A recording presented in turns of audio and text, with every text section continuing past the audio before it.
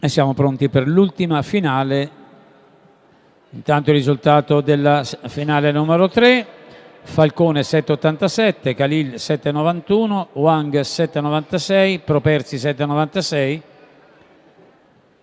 Finale numero 4, corsia numero 1, Alice Frontalini, team Atletica Marche, corsia numero 2 Giada Marcaccio, Sport Atletica Fermo, corsia 3 Greta San Martini, Olympus San Marino Atletica, corsia 4 Giulia Marchetti, Atletica Sestese, corsia 5 Veronica Spagno, Amatori Atletica Acquaviva, corsia 6 Sofia Urbinati, La Fratellanza 1874, corsia 7 Vicky Ferrari, Atletica Estensa, in corsia 8 Giulia Rossi, Axi Atletica Campidoglio.